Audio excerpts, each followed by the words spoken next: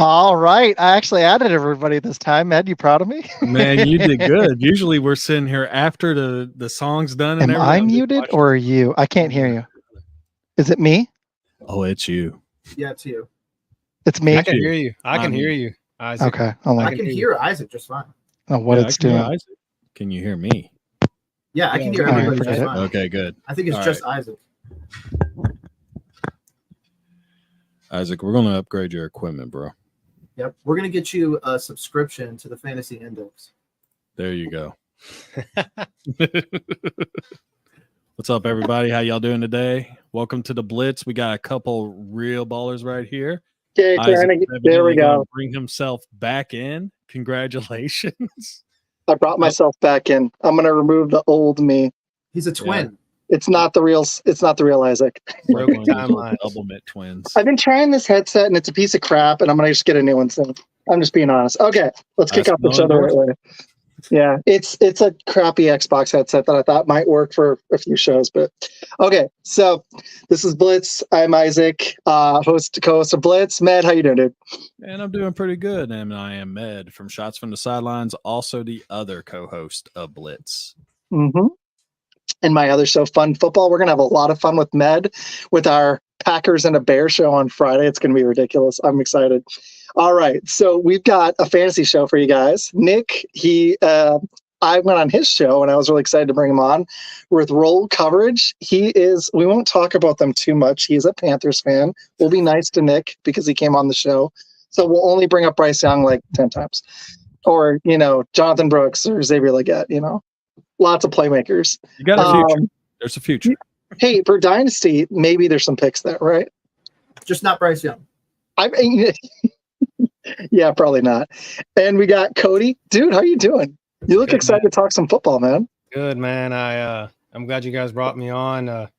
Just ready for football season to start. I mean, it's back in preseason form and it's just that wonderful time of the year. It's like one of those things that keeps on giving, and it's like, can we just make it 365 days a year? I mean, I know that XFL, UFL is trying to make it that way. I mean, I just want it to succeed because I could watch it all day, every day. So I might have to start becoming a UFL fan for real. Like I'm. Oh no, dude! Did you watch? I don't know. It's pretty brutal. I'm not gonna lie. First time. We've got some comments. I've got a student from my school. I had like 10 kids subscribe today. I handed out like rewards for kids that subscribe to my YouTube. And there's one of them. We've got, I don't know who this is. I'm not sure. I'm trying to see. That might be one of y'all. So that's maybe one from one of y'all. I'm not sure. And then we got Sailor, and he says, this is Dave Cannell's year to really prove himself. And I mean, there's some truth to that. Okay. Oh yeah. I have a lot of questions for everybody, but Ned, where do you want to start? Which team do you want to start with? We got a Texans fan, we got a Panthers fan, we got obviously Packers, and I'm just guessing you're a Bears fan, Ned. Oh, well, No. So we got some exciting offenses here. Yeah, I was going to say. So the one I'm really going to start off with, I will hit you too, Nick. Don't worry. Don't worry. We're in a tier below everybody else. If there was relegation, we'd be relegated. Oh, dude, I'm a Bears fan, so I definitely understand how you feel. And plus, thank you for that awesome trade from a couple seasons ago. Really put us on top. Hey, man, I appreciate it. I could have been in the Texans seat if we went with Frank Reich, and I could have had C.J. Stroud, and his ass could have been stuck with Bryce Young. But, hey, this is probably going to go down as one of the worst trades in NFL history. And tossing DJ Moore it's like when you're you're not really in a good spot with your wife, and you're like, hey, honey, let me buy you like a ring. And then you're like, okay, let me buy you a card too. Would you like do you need that as well? Did you need that? So Nick, just to let you know, the Dolphins fan last week got it too. So, dude, at least the Dolphins have winners on the team right now. Like they have a chance of going at least 500. I don't have a chance of going 500. Well, y'all's defense was honestly yardage-wise was in all honesty, they were actually pretty solid last year. I just don't understand. Maybe you guys can help me with this, but just really quick on the Panthers. Why would you let Brian Burns go? I'm not saying he's like a game-breaking talent, but if you're not paying anybody else anyways, why would you let your talent go out the door for not a first-round pick? I'll let you guys go first. I just don't understand what they're doing. I don't get it. I'm kind of at a loss. I think I'm trying to be nice. I just don't understand. What they're doing is they're cleaning the slate. Basically, they didn't really want to have a high-priced defensive end that actually declined in production last year. He went from double-digit sacks to 7.5 sacks last year. True. And, when he's sitting there and he wants something, a $25 to $30 million contract a year, he wasn't improving. And that's just the bottom line. He was regressing. And the fact that they got 2 second-round picks, right, Nick? It was a second and a fifth, wasn't it? Second and fifth, and it's not much. It was originally 2 2s, and then he got taken down more. Well, you got more than what we got. Fourth and a late. So I'll check it out in a second, but I think it was a second, a late, and a fifth. Yeah, second, fifth, and a swap of fifths. Okay. Ooh, that's but when there was 2 first-rounders on the table, that kind of sucks. Yeah. But when you look at a team that had the issues they had, and now I can't really put everything on Bryce Young, just the whole team itself. When your biggest receiving option last year was Adam Thielen, who is 33 years old and was cast off by the Vikings. Hey, Phineas, we'll get to you in a second, bro. We're talking Panthers really quick. And you look at what they had last year, and then they had Miles Sanders, which really he just cashed in after running behind the best run-blocking team the year before. I mean, there was just a lot of things. But as far as Brian Burns getting let go, I think they're just trying to hit a hard reset button because they see a reason to. Another question I would actually have to add on to what Isaac asked is, if Bryce Young doesn't improve this year, do you see them actually going for a quarterback in the first round this coming year? And you have your first rounder, so that helps. Well, that's an interesting one. Like, I really like Canales. I actually picked him before anybody else, basically. And I don't understand the Burns thing, but I understand Burns' side of it. Like 2020, 2021, 2022, he was one of the best pass rushers. Everybody wanted him. And again, at that time, he was hitting 24. If we would have just given him a contract when Fitterer was still there, end of 21, beginning of 22, he would have been locked up for like 24, 25 million a year, and it would have not been an issue. But now, is it trimming fat? But it's not really, because now we're paying our, I believe, right tackle, Taylor Moton. I think the cap hit is $29 million. So that's a problem. We have I think we have the most actually expensive offensive line in the league now. So we're doubling down on the offensive line and all this other stuff. And now we're just hoping that Clowney and all these other pass rushers are going to be able to just go in there and make plays. And like I've said before, the Carolina Panthers have been bitten by the injury bug. So they'll be lucky to get out of the season 100% healthy. But when it comes to Bryce next year, if Canales gets fired, I could see Bryce being traded immediately. And Schatz made a good point. He had to. That's all that was reliable. I want to get everybody else's quick Panthers thoughts. We'll roundtable back to him. We got William. He is host of Fantasy's Phinest. But I'm going to really quick. We're going to come to you. But I got to ask Cody, Ballers and Briefs. What are your thoughts on this? So if you want to go full on ripple effect. You talked about DJ Moore earlier. DJ Moore, you got to think DJ Moore came through the Christian McCaffrey whole trade. So if through the Christian McCaffrey pick scheme, it kind of ripple effect. So it is all kind of happened when they gave up on Christian McCaffrey. That's kind of how I look at this whole scenario. Once they gave up on him, because at that time we all thought he was about to be just beat down, broken, because I mean, I was literally that person that drafted him first overall in 19? Was it 19 or 20? Whatever year it was that he went first overall ADP. Everybody was on him, right? I had him, and he didn't play a handful of games, and he just shit on all of us. So once that shockwave sent through, it's been, what are we, like 7th degree of separation now, all through Christian McCaffrey, right? So I feel like the Carolina Panthers, I mean, in my screen here, we're kind of in a triangle here. So the Bears, the Panthers, and the Texans are all connected because of Christian McCaffrey. I agree with that. That's an interesting way of putting it. I would kind of agree with that. We got William. I would also say that the Panthers are in their Dan Snyder era. Yeah, a little bit. Oh, you don't like Tapper? No, he's garbage. If I could get him to force sell the team, I would. I don't really care what it would require. If I had to stand outside the stadium every day in a Speedo, I would do it. Whatever it took to get his ass away from this franchise. Let him go sell or do whatever the hell he did to make all his money. This is not the place. He's not good at football. We've had a lot of shows and we've never talked about somebody in a Speedo before, but I mean, maybe that would work, right? He's Wish.com Steve Ballmer, man. Like that's what David Tepper is like. When you have that much money, he's literally Wish or Temu, whatever the kids are saying now is the bootleg version. He's got the money, but he's the bootleg version. Everybody wants a Steve Ballmer. And if people don't know who I'm talking about, because I went basketball, but it's the Clippers. No, I know. And so too. It's sad because that's what he reminds me of. He's just the total polar opposite. Yeah, it's sad he came from the Steelers organization, which was supposed to be a great organization and so put together and everything like that. And he comes here and like he just acts like a child. It's like, man, you got to grow up. You're an adult now. You got a team to run and all this other stuff. And now you're vetoing the pick for that Reich wanted to go get Stroud. Then we end up firing everybody. And now all the new staff has to be 100% committed to Bryce Young.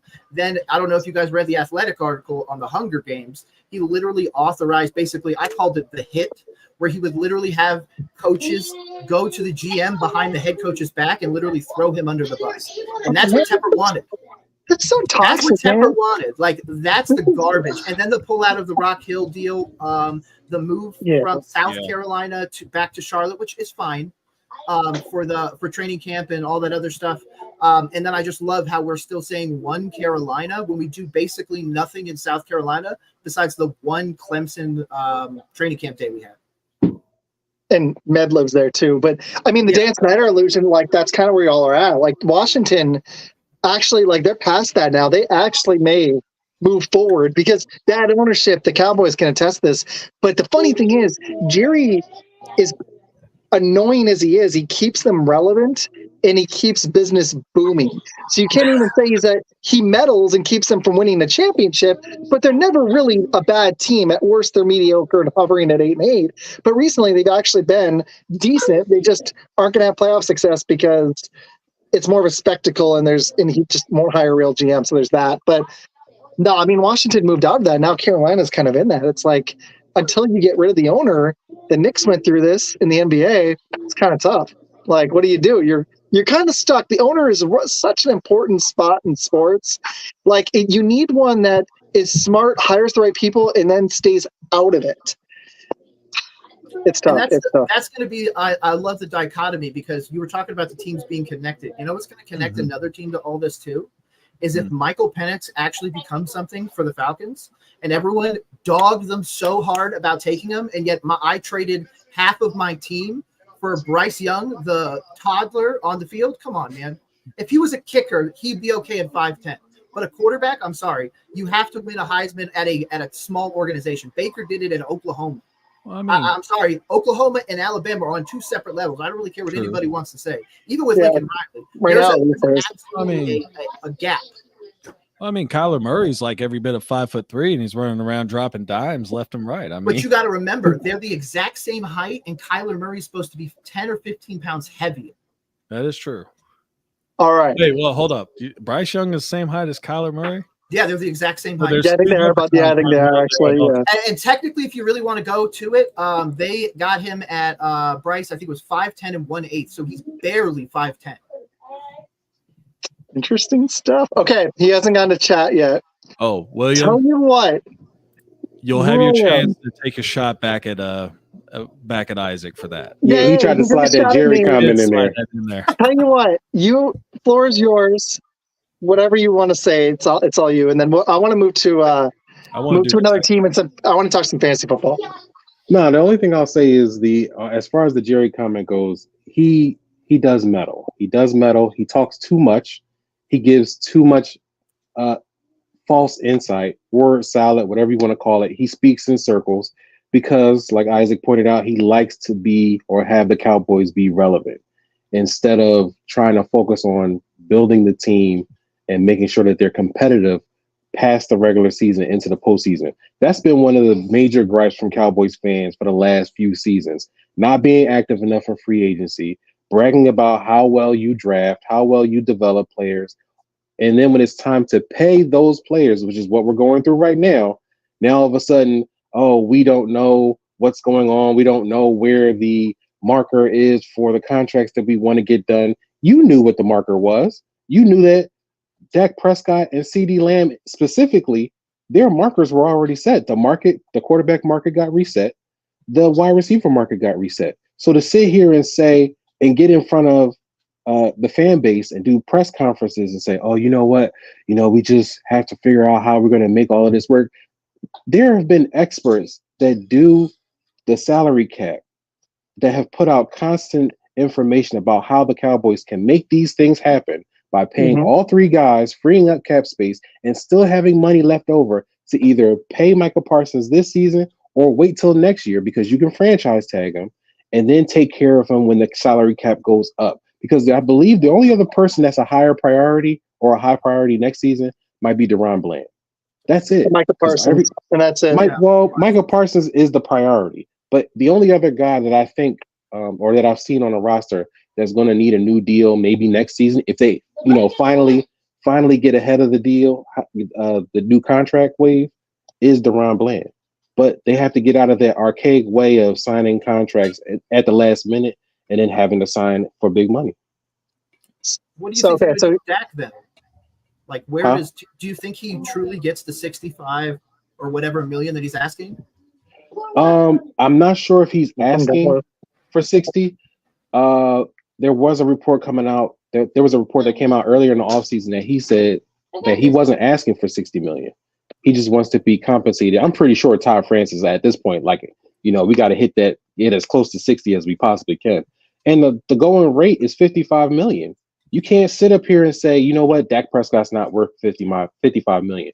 Jordan Love got paid for half a season and a playoff win in his first season starting. He got 55 mil, or he's at the top of the market. Yeah. Trevor Lawrence has one playoff game so far in his career, and I like Trevor Lawrence.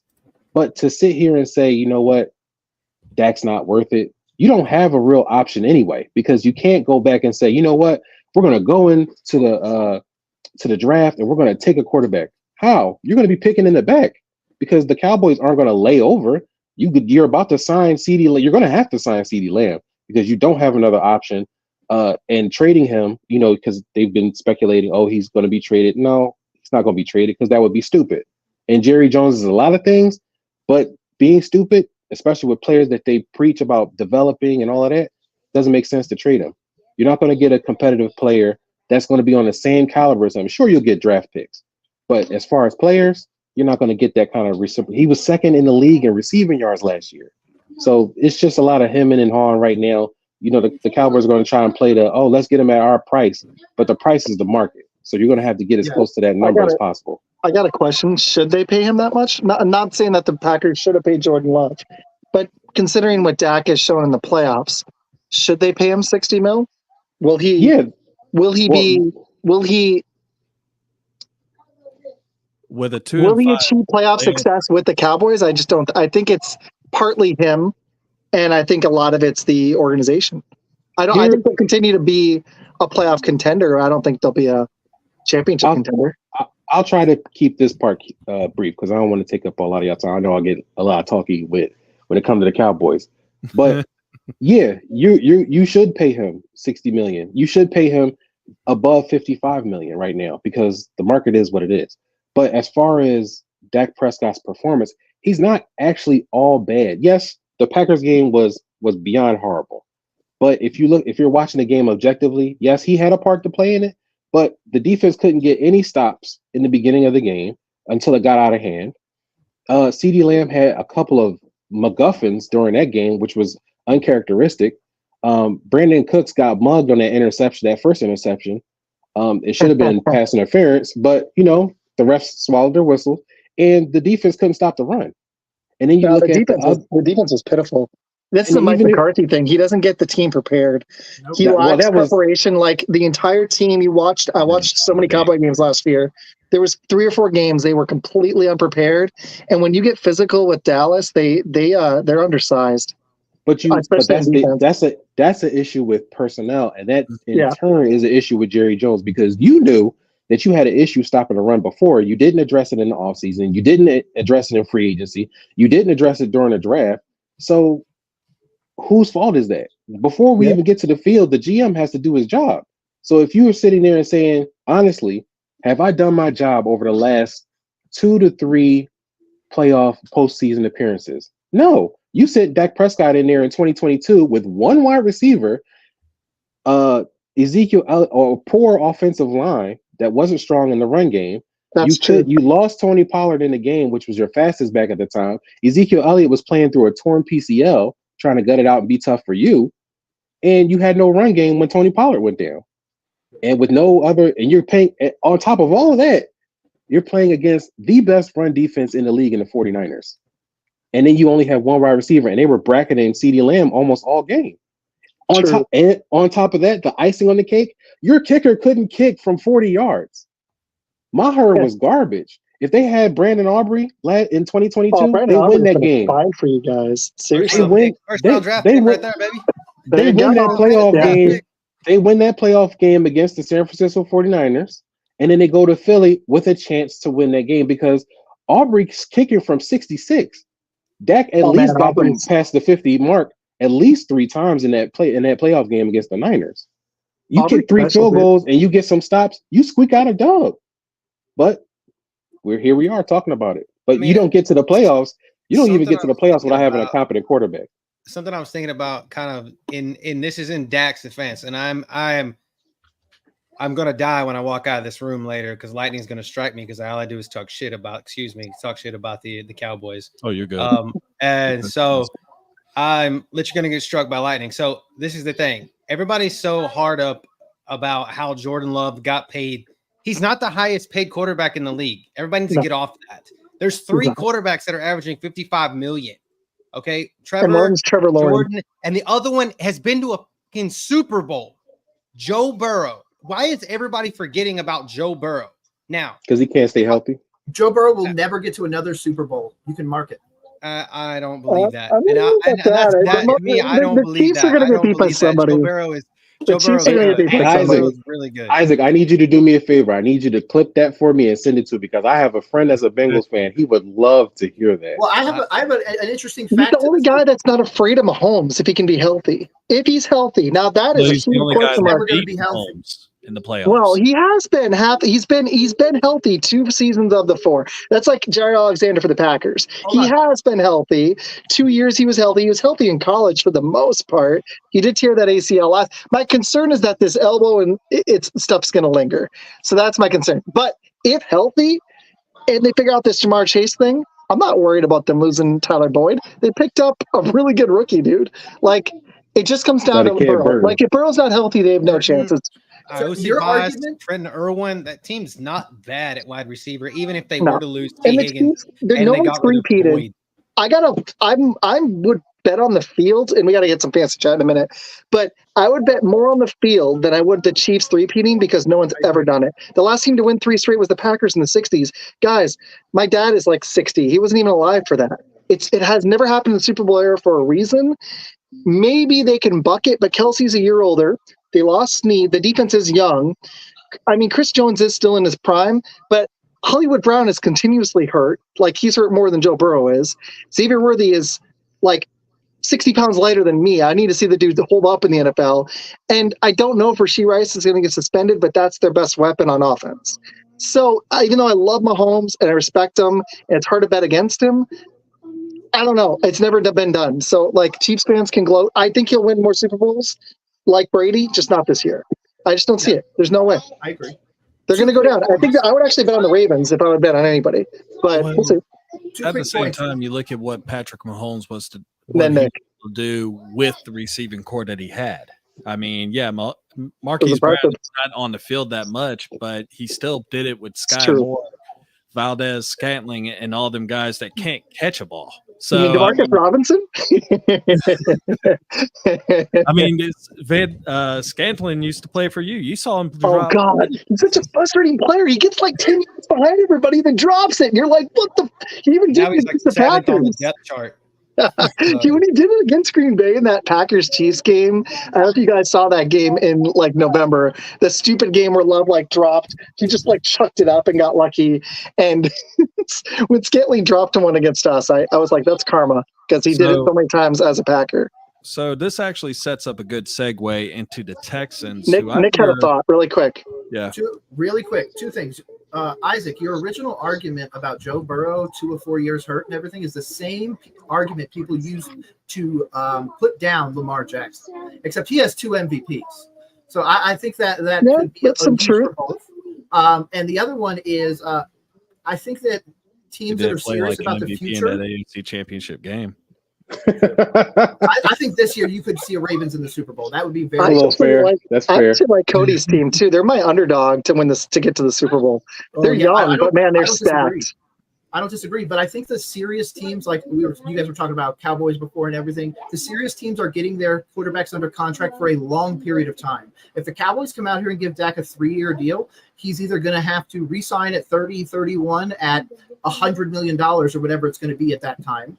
They're saying by 2030, it's literally going to be almost $100 million for quarterbacks alone. So if you're getting your guy now, like Kansas City did with Mahomes and everything like that, you're able to keep his cap number down lower to be able to put people in there. And that's where I feel like Dallas is really losing out. They don't have that capologist or that whoever. It's Jerry and his son, I think. Exactly. I mean, to take that William will know better than me, but that's what I'm hearing. Yeah. Living near here. And honestly, I actually wanted the Packers to get Love for 5 years, but I think he signed for 4 for a reason because he's 25, almost 26, so he'll be a free agent before he's 30. He did that strategically. It was really smart on his part. It just sucks the market's so high for quarterbacks. But, okay, Med wants to hit it. I want to hit some fantasy chat, but Med, you're up, man. Well, we have to talk about the Texans, who I personally think has the best chance of actually knocking the Chiefs off of the AFC perch that they have now been on the throne for the last few years. They made a lot of good moves this past offseason. And Cody, how are you feeling about your team's chances this year? I mean, total reverse psychology here, right? Like, we could still get beat. We could still get beat by the Chiefs, and we could still get beat by the Ravens because there's still flaws, right? Mm-hmm. But the addition of the likes on the defensive line, giving us Danielle Hunter and keeping Jerry Hughes. Okay, most people forget that Jerry Hughes was been here, but we kept Jerry Hughes and we got Danielle Hunter. Putting on the offside of Will Anderson, who was the defensive rookie of the year last year. It takes all the pressure off of Will. So that lets Will play ball, and everybody's gonna. You can't block both of them. It literally you can't. And D'Amico is going to to scheme that up to where he brings that same mentality over that he had in San Francisco to where you couldn't block Armstead, you couldn't block Bosa, you couldn't block all those guys that were on that 49ers defensive line, Buckner, all those dudes that were there at that one time when he was a defensive coordinator. So he brings that same kind of mentality. We brought in, we're still trying to look for a second other side corner to be on the offside of Derek Stingley, where Jalen Petrie is going to be moved probably down into the nickel because it's kind of his natural position. He did give up a few balls last season that he shouldn't have. But then when you jump on the other side of the ball, I think we might actually have a healthy offensive line for once in a decade, it feels like. Y'all's O-line is always banged up. It's always banged up. We can't keep them healthy. And then when we think, oh yeah, we're gonna have a great offensive line or a decent offensive line at best, someone gets hurt, and it seems to be. And if we think, oh, everybody else is getting healthy, then Laramie Tunsil gets hurt or he doesn't play, right? So I love us bringing in Joe Mixon. I think it's you talk about fantasy. He's going to be one of those guys that's going to be undervalued, but I think he's going to be used a lot. I think he fits what Bobby's trying to do with the offense. Stephon Diggs, great shiny new toy, but I said this in a tweet earlier today. CJ Stroud looks for Tank Dell like a fish looks for water. Okay, and Nico Collins, he's going to be good too. Literally in the first preseason game, who scored the touchdown? It was wide open. It was Tank because Tank looks for CJ and CJ looks for Tank. So that's what I like. And you can get Tank for cheap on fantasy. You can. I'm gonna be looking. I've got a draft tomorrow night. I got a fantasy question. We got to segue to a little fantasy because we'll be going to fantasy in a minute. Yep. Where would you draft Mixon? Cody? Like to me, he's like a mid-level RB2. Where would you put him? I think that's fine. Let people sleep on him there, and he's one of those guys that that you go and grab and be married to that. You know what I'm saying? Because literally he's coming off of, he was like RB6 last season, I think. And that was on a Bengals team that we thought underwhelmed, with no Joe Burrow, with a halfway sixth halfway there Jamar Chase, who had he was 3 or 4 or 5 boomer buff. Yeah, so that's what I'm saying. I never would have thought that. He was barely behind Derrick Henry. It doesn't matter, dude. Mixon's no joke. I think the thing that the Texans should be 1,000 yards, 10,034 yards, 9 TDs, and receptions, 52 receptions for 376 yards and 3 touchdowns. And this offense is going to be more dynamic because Burrow was out for half the year. I mean, like over half the year. I did not realize Mixon was so good in fantasy last year. There were some down games. I think that really hurt him because he had like one game with 1-6 and then 7, but he had some big games. And he had a kind of a slow start. His first 6 weeks, he only broke 10 points once. But then the second half of the season, at that rate, he was, probably a top 3 back because he was barely behind Travis Etienne for 3rd place. He was less than 10 points away. That's actually pretty impressive. I've heard people are like, oh, he's regressing. I'm like, how is he regressing? Like, he's still 1,000-yard back on a team that if you went and asked any generic person off the street that doesn't really watch football a lot, like a casual, right? A casual fan that knows who the Bengals are, and you would ask them, what do the Bengals do? They throw the ball, right? That was supposed to be a passing offense, essentially. And so Joe Mixon, the receptions help a lot too. So 50 plus receptions is huge for a back like that. That's good take, man. With the Joe Mixon thing. Now you're making me think about it. In my dynasty league, I gotta ask you about my dynasty league. He's RB15 right now. So no, that's about where I had him, around there, because I picked Jacobs in the 3rd round in a dynasty. And the problem is you got to look at age. Mixon's 28, but Jacobs has had a ton of touches, and I know it was a homer pick, but Mixon was available, and I went Jacobs at that spot. I picked 9 in a snake, so I grabbed Tyreek Hill at pick number 9, which I think was a steal even at his age. I got AJ Brown on the way back. I picked 16, and then swooping back up, I got Jacobs. Then I took Jalen Hurts at pick 40, which I think was a solid first 4 picks. My only concern is Jacobs if he bounces back. So, but in Green Bay, it's similar to in Green Bay's offense. I think he can. He's going to have a quarterback now. Like, he had some of the worst quarterback play in the NFL last year.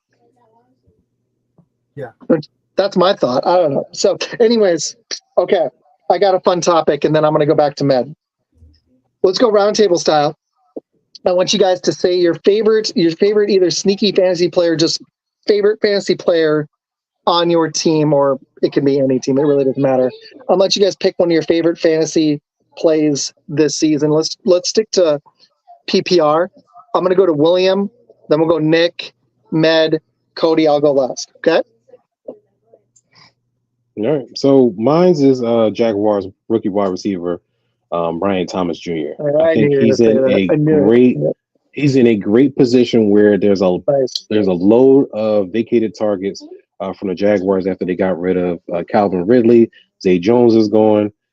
They drafted him as their new wide receiver 1. I know they signed Gabriel Davis in the offseason, but Gabriel Davis, despite my love for the guy, he's been inconsistent. He's kind of bordering the injury prone tag, but Brian Thomas Jr. is going to be that household name, and you can get him later on in the draft, which makes him an absolute steal.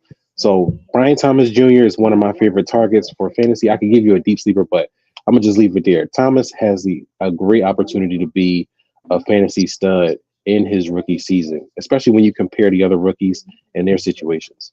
I like that pick. Brian Thomas Jr. is one of my favorite rookies. My only concern is he only broke up, like really went last year. But being 6'3", 210, low 4.3 speed, 4.33, and he was a beast last year.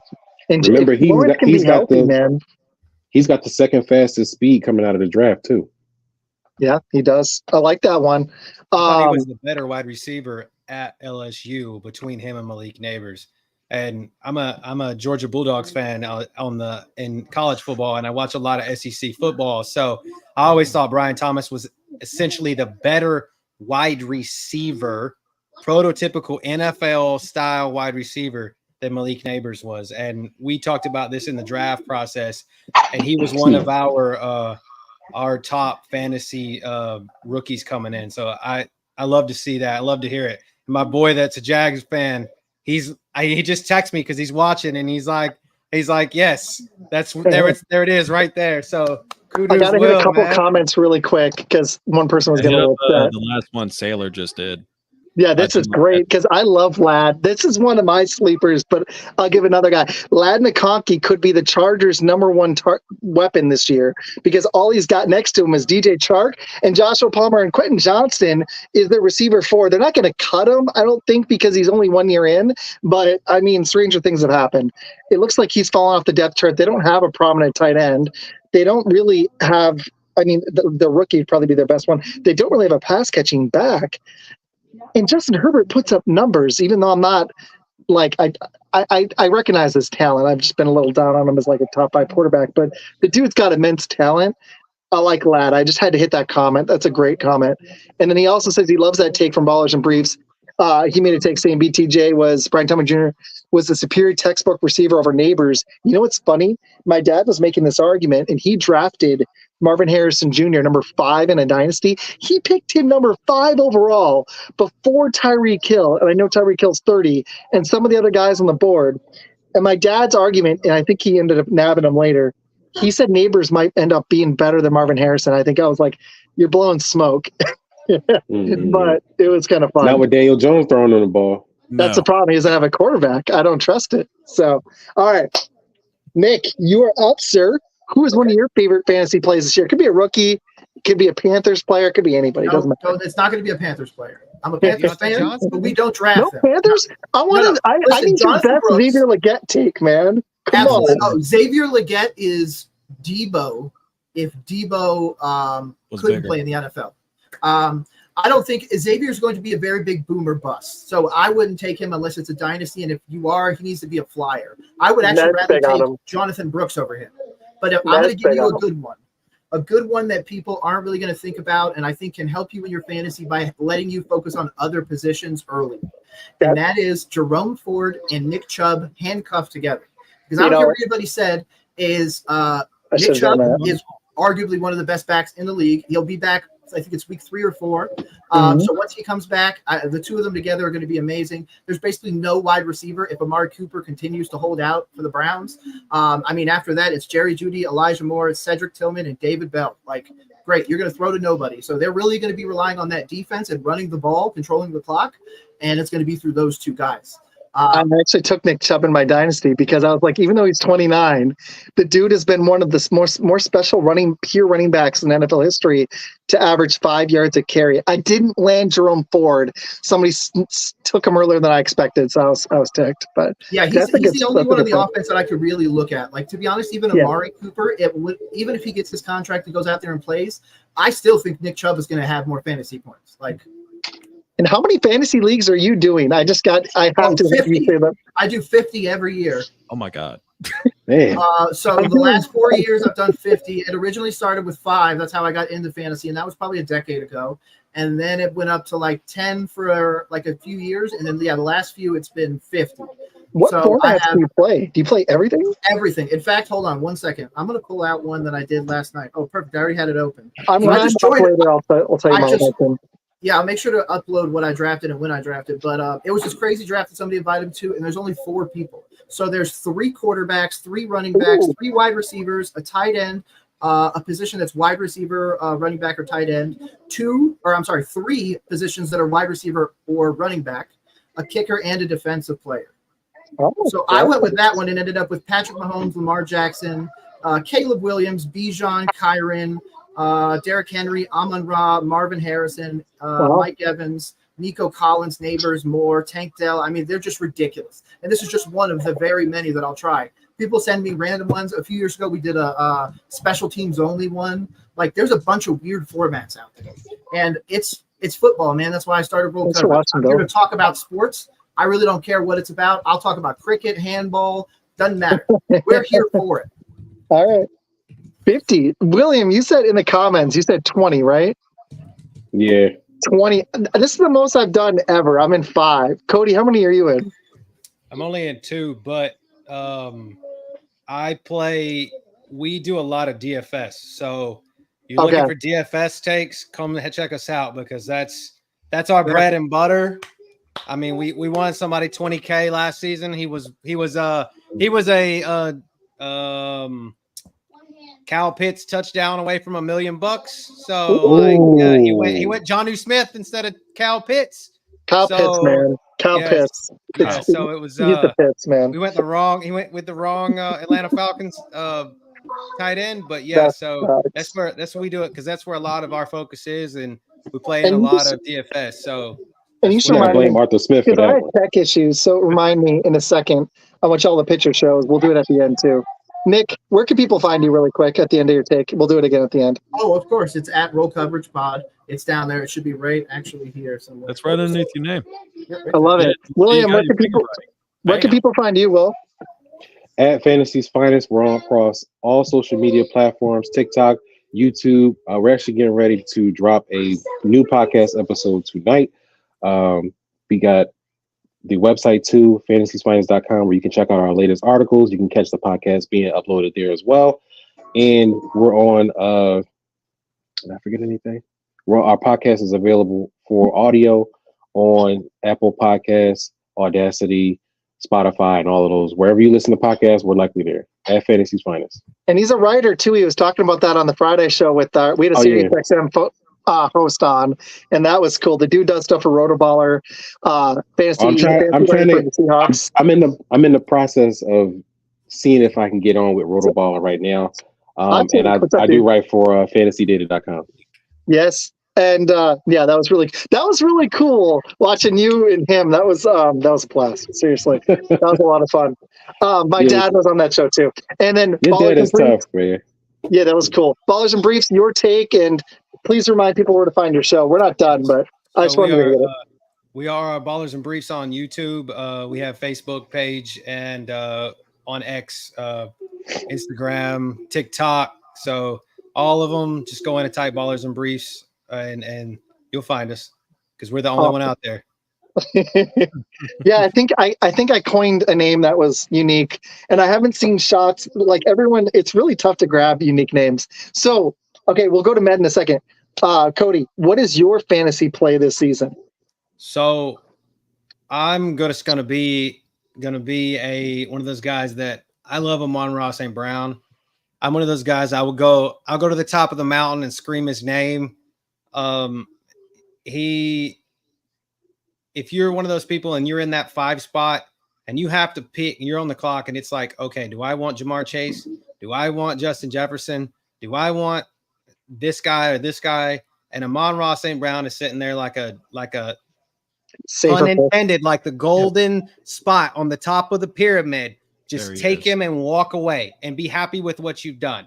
Yeah. Because the man, he gets catches, he gets in the end zone, and Ben Johnson and Jared Goff love him. They love him, and they love to get him the ball. I don't care about Jameson Williams coming along. I don't care whoever else they brought in. I don't care about Jahmyr Gibbs taking catches. I don't care about Monty running the ball in. Amon-Ra St. Brown is my guy, and that's who I love to see this season. And like I said, I will die on that hill that he has claimed to be. He could be this year's what everybody was talking about CeeDee Lamb being last year, at least second, 1 or 2 best wide receiver. Tyreek Hill's a year older, so I'm that kind of like, I like Amon-Ra saying that 16 guys went ahead of him in the draft or whatever it was, and he wrote them all down. I got that same kind of mentality with him, so that's him. Right. If that's Good the case, take. Lions go to the Super Bowl. I love these takes. I'd love to see a Texans and Lions Super Bowl. That'd be cool. Something that's never happened before because neither one of them ever been. So where is it this year? New Orleans, right? New Orleans, I think you're right. Okay, so then, yeah, it should be the Ravens and somebody else, and then we should make them all descend on New Orleans. That'd be fun. Detroit, Baltimore. That'd be a good one. Ned, if you want to talk about your team, why don't you give us one of your favorite takes? Is it a bear? What you got? Well, it wasn't a bear. I did pick a couple bears, but my actual one I'm really proud of, and this first year that I actually went into a PPR league, was Rachaad White. I picked him up in the 5th round, and I was really kind of shocked that no one else really grabbed this fella because he was there for the 5th round. And the main reason why I say this is, yeah, he's not really flashy as far as a running back goes. I mean, he still had 990 yards rushing. He still had 6 touchdowns, but he also had 64 receptions to go with 549 yards and topped over 1,500 yards last year with 9 touchdowns. If you're in a PPR league that's giving you a point per reception on top of all that other stuff, man, this dude just killed it. And he is a PPR magnet. I do recommend him. And if I was to actually throw out like a rookie just for a little bit more flavor for you, Isaac, I would say Jermaine Burton. I knew you were going to go there. That role that Tyler Boyd had when he was with Joe Burrow. And if Joe Burrow's wrist actually stays together, the sky's the limit up there. That's just being honest. I'm seeing some of the comments. There's a guy, Parker Bledsoe. You could probably highlight this. We could all tag 5 team on this after I'm going to give my take in a second, then we'll hit that comment.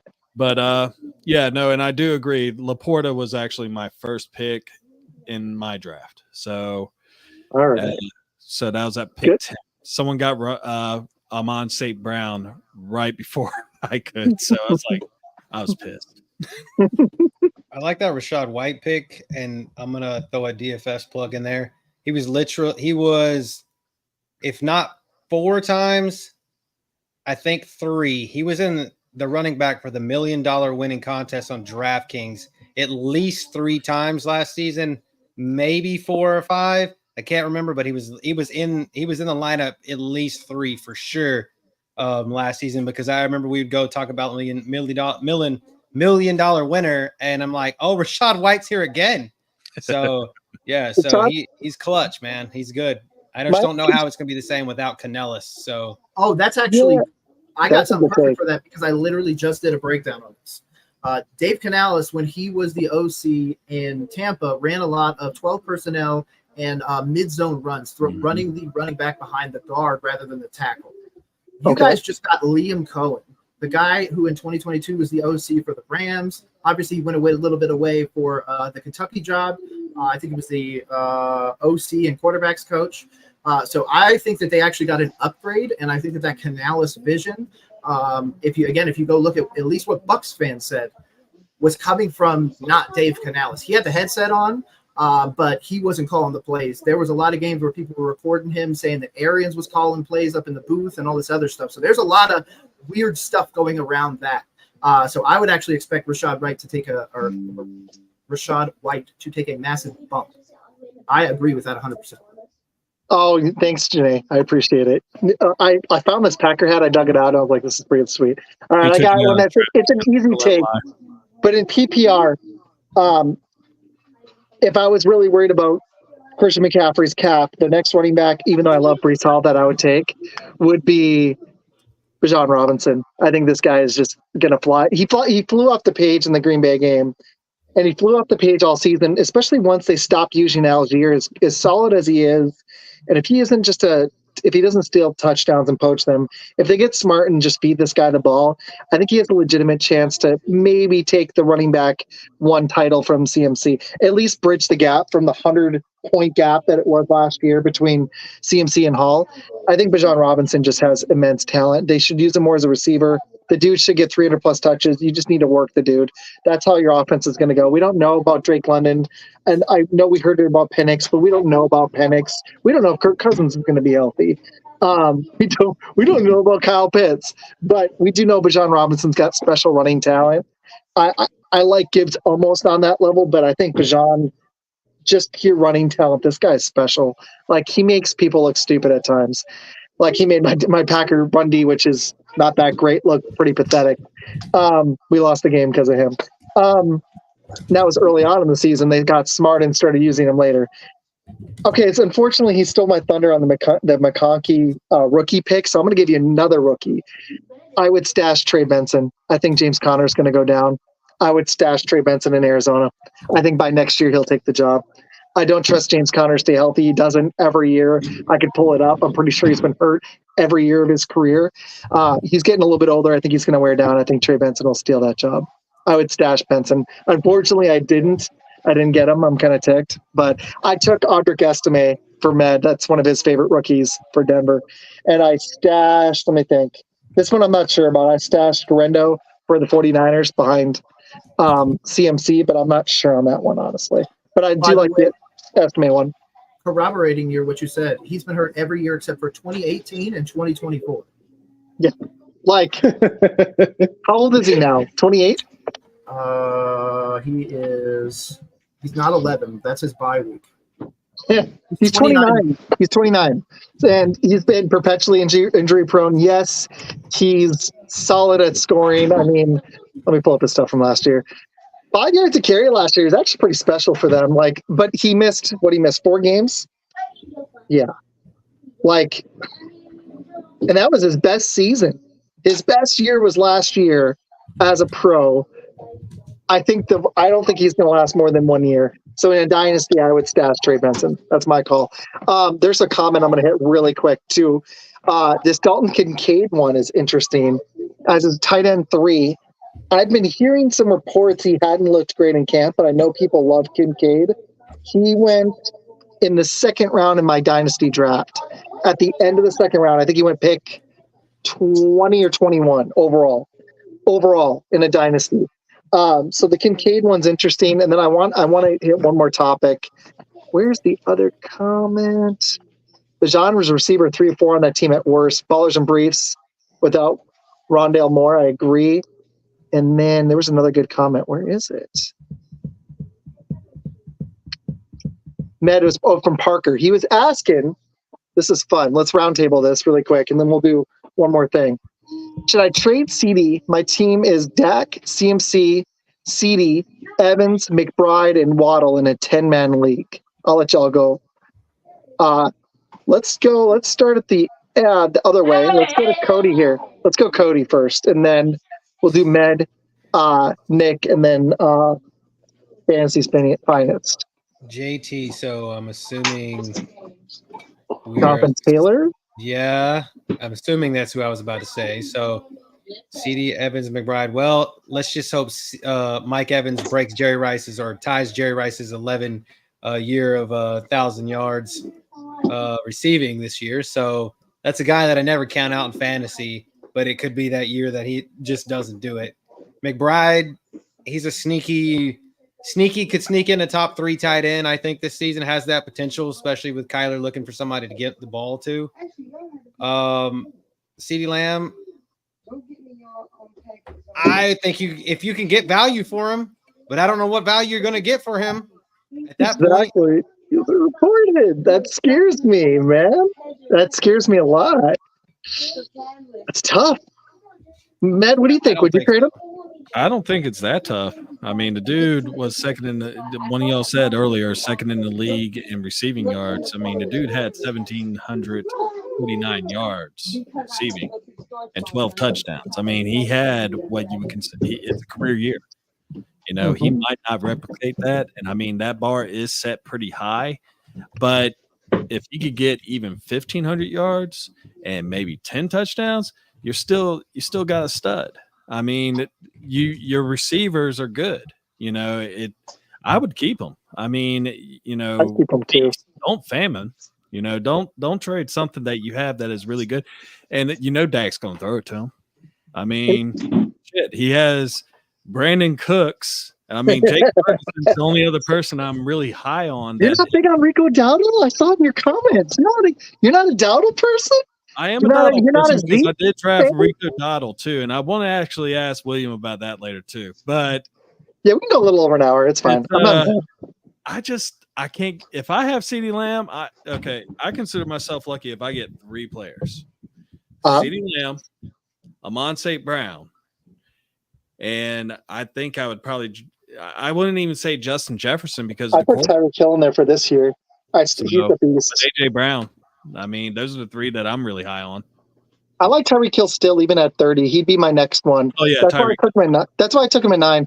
I mean, pure receivers. I still think CMC, if he can get off this calf injury, he was a beast last year. So I'm with you. Nick, what's your thought on that? Would you keep him or trade him? I would keep him because you don't know what you're trading him for. Like, if you're trading him for a replacement quarterback, like, you're going to get somebody that's really going to help you in the future, that makes sense. But to be honest, he's a 25-year-old wide receiver, and there's other guys that you should trade on that team. Cody said one. If Mike Evans ends up regressing, he's one of the ones you should probably look at trading. To be honest, Christian McCaffrey, yeah, this might be his last good year. This would also be a great time to dump him for a first-round pick. So there's a lot of nuance with that. I would keep him. I understand that, but unless you're getting a top tier first round pick, which again, you're not going to get guaranteed because the season hasn't been played yet. You're gambling too much. And again, you should probably think about trading Dak before you trade CD. Yes. I agree. We got some more comments I'm going to hit in a second. Will, would you do it? Nope. I would because it has to be the return on value. I'm giving up a top 3 wide receiver. What am I getting in return? If I'm looking across everybody else's team and they don't have a combo of players, because I'm not doing it straight up. If I don't have a combo of players or a running back or running back or wide receiver that I'm getting in return, that's exceptional for CeeDee Lamb, I'm not trading them. And with that kind of squad and a 10 team, I'd be hurting myself as opposed to gaining something from this kind of deal. So it doesn't make sense for me. I know everybody's a little bit scared because the contract hasn't been signed. CD's not in camp, but I have a good feeling that the deal is going to come down. It's too much nonsense going on in the air. And for Jerry Jones, who always talks about he wants to win another Super Bowl, you can't do it without a number 1 wide receiver. So the deal will be done. Lamb will be back in camp. He might start off a little bit slow to begin the season, but you're not trading him. You're not going to get what you want for giving up a guy who was the best wide receiver in fantasy last year. And he was the number 1 fantasy receiver. Nick had a good idea in the comments. I'm just going to pitch it. Nick said, and I don't know if I would do every guest because I'm over 40 now, but every fantasy person, we should do a league together. It could even be free. And we just have the loser, the person in last, gets the person in first a trophy or a ring or something. I would do it even for that low incentive. I'd be down for that. Money. I don't know if I have time. If we did this ASAP, I could do it. We'd have to launch it really quick. So I'll hit y'all up and I'll create a group chat later. That'd be fun because I'm only doing one league with Med, and me and Med. The funny thing is, I'm going to divert for a second and then we'll hit a new topic. I just did my first dynasty draft, and I can tell some mistakes I made. I'm going to give you all my team, okay? This wasn't a topic I was actually really going to do, but I want to get y'all's thoughts, and then I don't want to end the show on this, so we can go a little over an hour. I'm going to give you all my team, okay? Quarterbacks, Cody, I got Jalen Hurts, and then I got Kirk Cousins, and I went old. I sucked. Kirk Cousins and Matt Stafford. Nick already said it, and I'm already trying to make a move for a younger QB. The 2 areas I'd see the biggest concern is backup quarterback. Even though Hurts is only 25 or 26, and he's a stud, he does take a lot of punishment, so I'm going to work on the backup QB. Here's my running backs. I got Josh Jacobs, DeAndre Swift, Ramondre Stevenson. I'm a little thin at running back too, but I did get Nick Chubb, Isaac Rendo, and then Audric Estime. I'm big on him. I've watched a lot of tape. I think he could steal the Denver job. He ran a 4.7, but he's an awesome power runner. I just like him. I could be wrong. Those are my running backs. Receiver, I got Tyreek Hill. This is Dynasty PPR IDP, okay? Roster size is 28. I got Tyreek Hill. People in the comments, you can rip it apart. Give me your thoughts. A.J. Brown. So I got the Jalen Hurts, A.J. Brown stack, and Goddard, unfortunately. I'm trying to move Goddard. Keenan Allen. It's a double flex league, so Keenan Allen's starting right now. My next receiver, I could throw in the comments in the chat so you guys can see the whole thing. I'll send it to you in X too. Okay, I got Keenan Allen. My other receivers, I'm not big on this guy. Jerry Jeudy, Curtis Samuel, I really like. McMillan for the Bucks as a rookie. I think he could steal Godwin or Evans' job in a couple of years. And I think that's it at receiver. Yep. Tight end, I took 4. I got Goddard. I got the rookie for the Giants, Theo Johnson. I've got Hunter Henry, and I've got, who's my other one? Dalton Schultz. And then defense, if it matters, I can give you those players. I did okay. Fred Warner was my linebacker. I got Antoine Winfield at DB, and then I got Puckner on line, and then some defensive backups. My first question is, do you guys have a loser has to do something? Or No. It's a $100 buy-in winner. I think it's a 600 or 700. We have a 6-round supplemental every year. This is our first time doing Dynasty, and I'm loving it because it's like more NFL thinking. And we're going to do a non-snake draft for our supplemental. We have 2 taxi spots and 2 IR spots. So I threw Nick Chubb on one of the IR spots. So I've got an open roster spot at the moment. My taxi spots, I put Theo Johnson and Estime in there. But I have 5 rookies overall. Cooper DeJean I picked as a rookie too on defense. I would trade as much as you can for picks, and just tank this season and play for the long game. Guys are going to be trying to win now with so much. So it's funny because you have a lot of good value. You have Hill. No, I got Tyreek Hill. This team could compete this year. That's why if my running backs hit, I got a top 3 or 4 quarterback. I've got Tyreek Hill, who was per game the best receiver in fantasy. AJ Brown, where was he last year? He was top. He must have been. He was wide receiver 6. AJ Brown was 8, but he was right there. So I had 2 top 10 receivers. I'm like, this team could compete this year, but I get what you're thinking. I do need to. Even though I have 5 rookies, I need to build. Yeah, longevity, because Stafford is probably going to retire this year or next, unless he just walks into the twilight like Russell Wilson's been doing. Yeah. And then Tyreek Hill has also been hurt, the last 2 years. And his wide receiver core is now Tyreek Hill, Jalen Waddle, and Odell Beckham Jr. So there's going to be some distribution in that ball, plus their running back and all that other stuff. So, Running back, sir. Yeah. So there's multiple for sure. But I think the defense suffers this year with the Dolphins. I mean, you have a lot of great right now, but you could have a Mahomes-like future if you plan it right. Any other thoughts? I want Med, if he's got any other stuff, to hit it before we dip in a little bit here. I like that Audric Estime pick, but I don't know what's going on with the Denver Broncos running back room. It sounds like Javonte Williams is going to be staying around. The last couple of reports I've been seeing they've been speaking real positively about him, and him and Jaleel McLaughlin might be the running back 1 and 2. Audric, they drafted Estime, so he's going to make the roster. He hasn't done anything to lose a roster spot. So if I had to guess, P. Ryan might be out the door, so they can make way for Javonte and McLaughlin and Estime as the bigger back, and then maybe they move on from Javonte Williams later on because you got the big guy back there anyway. What are you holding? Because I don't think they're going to end up paying him, so he'll probably hit the door. And then Estime will take over maybe a year or 2. I got to see how many years he has left on his rookie deal. Yeah. Plus those knees might be on a time bomb. So he's only 24. Yeah. But I know he's been pretty banged up. He's an unrestricted free agent next year, so they have to pay him this year. Yeah, and they ain't gonna do that. Cody, do you have any other thoughts? I know Med's got a topic. I can see in the comments. I'm excited. I'm going to be honest. I'm not a dynasty player. You're good. It was my first time. I don't think I ever will be a dynasty player because just of what Nick said. I can never tank. This just not in me. But it's not a real tank. I get you, man. I get you the long game. You're playing the long game. You're playing the long game, right? You're playing the long game. And to me, that's just not how I play fantasy football. I'm not wired that way either. And that's just not what I don't like losing. So that's just me. Now everybody, I love listening to people talk about Dynasty because I feel like I'm playing mad, right? That's just literally what I'm doing. I feel like I'm playing it.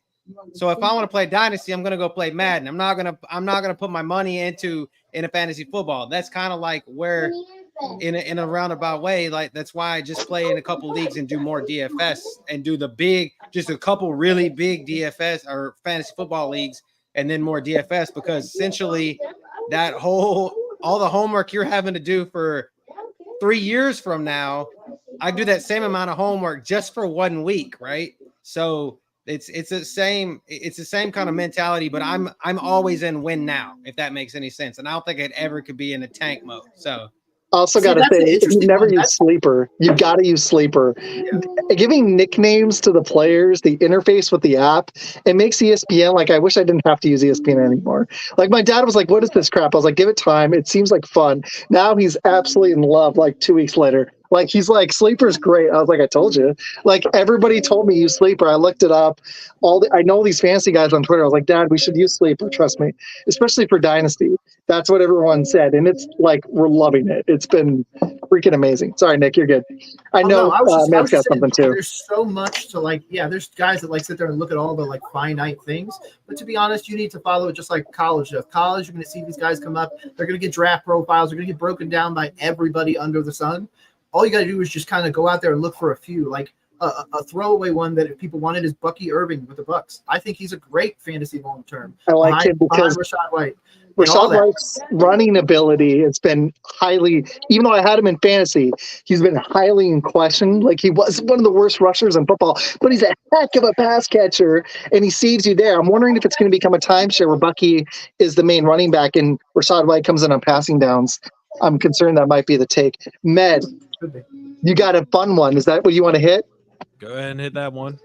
And then Cody gave me a second one, so he just didn't realize it yet. If you guys are cool, we'll go a little bit longer. We'll tap in within like 20 minutes. I don't want to overlap Shady's show too much.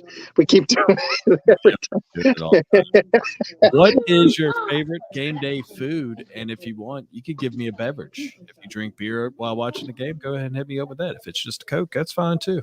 What you doing? Oh, Coke is my jam, man. You know, I used to, as a kid, I still kind of am a nerd for it. The regular chips with the French onion dip I always loved. Like, that's like so good. But now my wife works at a pizza joint, and I've become a wing lover since moving to Texas. So give me some wings, give me some ranch, and I'm on a show with students watching, so I won't say what I actually think. Give me a good soda, even though I'm thinking something else. Honestly, I do like Coke or sweet tea. I live in the South. I've become such a South guy. Like, I'm drinking a sweet tea right now. So you're going to get like a White Claw or something? No, I would drink a Coors Light. Honestly, give me a Coors Light. Make the mountains blue. All right. Yeah. But I like barbecue wings. I want bone in. Those are my jam. Her wings, she works for the pizza joint she works for are really good. But I like some good wings. I really do. So that's mine. Anybody? I gotta go nachos, man. And nachos have a sentimental value for me because a couple seasons ago, Dallas played against the Rams in the playoffs. My son, my oldest son, was probably about you got kids. 3. Yes, man. Yeah, I got 2 boys, and we were home. We were home by ourselves. My wife went out and did something. We were home by ourselves watching the game, and he said, "Daddy, can you make some nachos?" I made nachos, and we sat down and watched the game. We're on his Crayola table. We sat there and watched the game. We ate nachos and we had a good time. I mean, we ended up losing that game, but it was fun. So every time the game comes on, he's asking me to make nachos. So that's one of them. And then I like to drink. My friend put me on to Not Your Father's root beer. That stuff is actually really good. Really good. I've never had it. I'm gonna have to have that. Well, how old are your kids, man? 10 and 8. I've got a 5-year-old. She's not into football yet, but we got her to root against the Cowboys we live right next door to other family. We live with grandma, and we live right next door to the rest of my wife's family. And they're big Cowboys fans. And she went over there, and my wife was like, "Go Giants!" And then she was like 4 last year. She was yelling, "Go Giants!" And they were all ticked off. We loved it. It was great. Yeah, I had to call my boys off because my wife was a Commanders fan. So I had to pull the reins on them during the season. This is gonna be a fun year for her with if Jane Daniels is good. She's had rough 2 decades. Yes, she had. She deserves some joy, right? Just a little bit. Just a little bit. Nick, what's yours?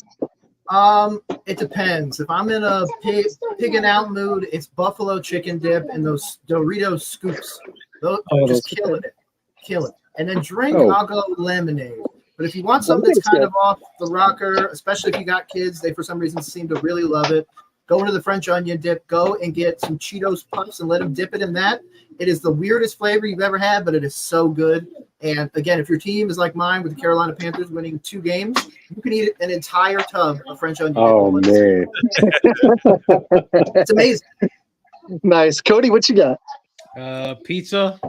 That's a good one. That's a good one. It's pizza and cheeseburgers. I mean, it's really like can't get any more basic, but doesn't matter what kind it is, like that kind of food. And then I'm a big. Do you wrap the pizza? Do you wrap the cheeseburger in the pizza? I have done that before. I'm more of like taking the pizza and dipping it in like cheese dip. Like get a thing of cheese dip, like if you get the old Velveeta or something, or just white like well, you guys are in Texas, so I'll throw this out there. At HEB, get the cheese dip from HEB. Oh man, that HEB cheese dip is really good. Dip. Yeah, man, HEB it's got some good there. stuff. So, but yeah, and I mean, I drink water. I've got really big in drinking kombucha. That's what I drink. Okay. It's good for the good for the intestine. I mean, I drink mezcal or beer, so that's just really my thing. But I don't really do it on Sundays during ball games because I'm just like super hyper focused. So the same way, I don't really like if I'm out, I will, but I actually kind of like just having like a Coke Zero or sweet tea or really good lemonade, like for real. Like I want to I don't know. I'm so locked into the game, and now I'm trying to tweet during the commercials so I can be super locked in during the game now that I've gotten into the podcasting world, and I want to see people's thoughts. I'm like, why did Dontavian Wicks drop that pass? Why did Jordan Love suck so bad? Oh, wow, our defense actually made a stop. Look at that. Oh, wait, we played the Bears. We looked great. Whatever. That's about the only time. That might be over. Hey, I think they split this year, in all honesty. Okay. Med's got a topic. I've got one more. I'm going to let Med start this one. I'm old. I can't hold it. I'll be right back. So, Med, go ahead. Okay, Cody. So you brought up Madden. I'm probably the oldest guy here, but I still play video games. Who is the Madden team you play with whenever you're playing against your boy? Well, when I'm playing with my boys, it's usually we just hit the random. The randomizer. And then we have to play with whoever we end up with. We try. I mean, obviously, every year, whatever the best team is, we try to stay away from the best team. But if it just happens to be that way, that's what it is. But I don't have one specifically. That's just my go-to. I have a playbook that I like, but the team, it really doesn't matter. I don't have a specific team I go to. All right. I would agree. I go with situations. Like, do I really want to who do I want to, take somewhere? What do I want to build? What do I want to do? Yeah, it's completely random. Plus, I can't pick my Panthers. I don't want to lose all my Madden groups. Which Cowboys? I gotta go with the Cowboys, man. It's my standard, my default, and my wife over here hating because she's down here with me.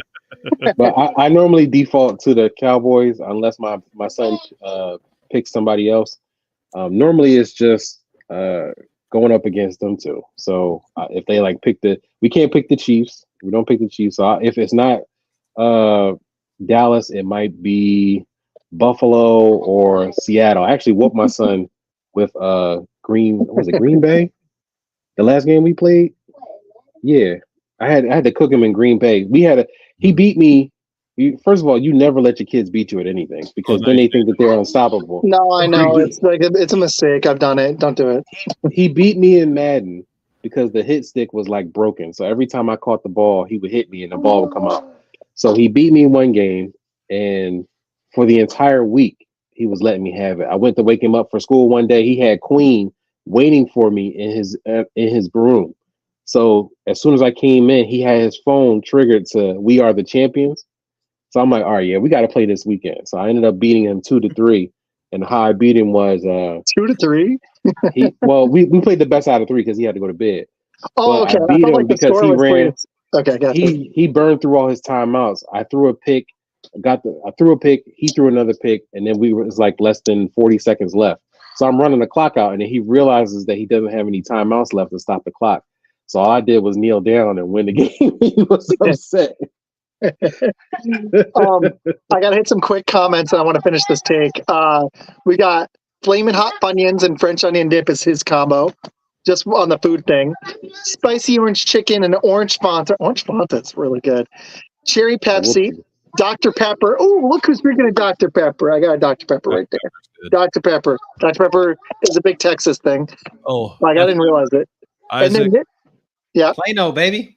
That Beetlejuice Fanta that's out right now, do not get it. It sucks. The Haunted Apple. The one you told me about? Yeah, it's not that good. I'm sorry, man. You're all excited about it. Also, this guy, I'm going to give him a shout out. I went on the same week as I went on Roll Coverage, and he does a show called Out of Pocket, and I had just as much fun as I did on Roll Coverage. It's Boom Broadcasting, but he does a show called Out of Pocket, and I went on right after the Jordan Love thing, and it was one of the most fun shows I've ever gone on. I'm excited to bring him on sometime soon. It sucks that we have a full slate, so I'm going to just try to squeeze him in on one show, but he's awesome. Go check out Out of Pocket from Boom Broadcasting. He's really cool. Okay, I just had to give him a shout out. Zach, what was your question? I missed it.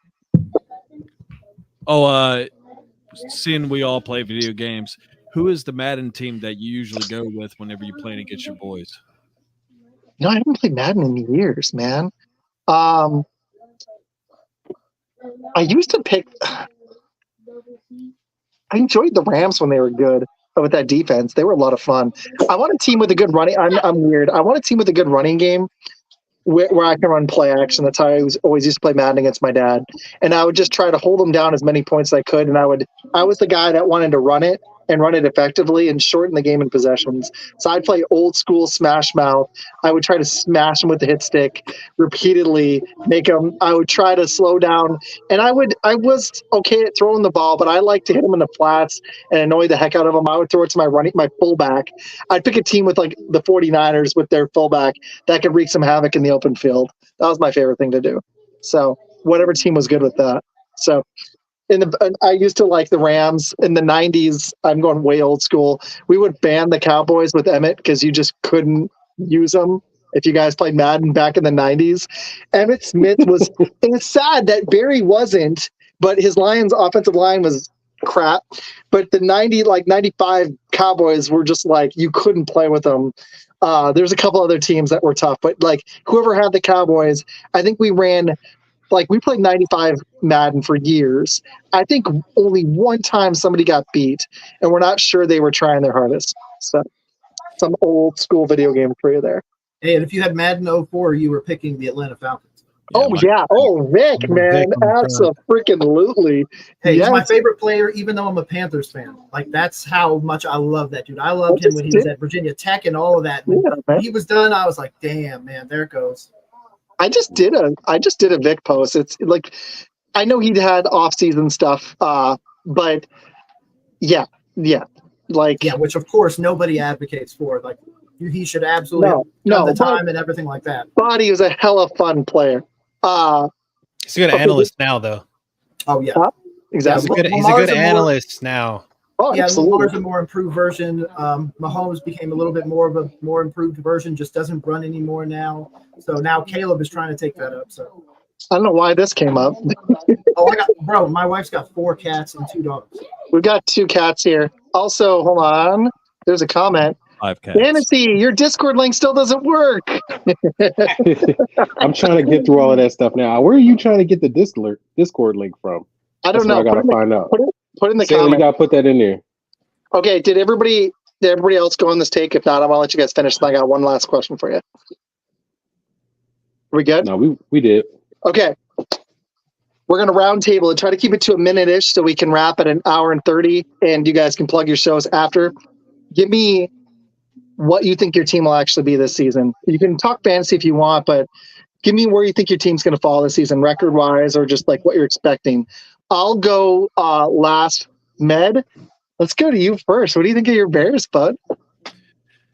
So we've discussed this a few times, and I'm actually a very realistic football fan, former football coach and everything like that. I honestly am not as high up on my Bears as other Bears fans are. I look at it 8-9 right now. It's a rebuilding year, and I mean we got a rookie quarterback.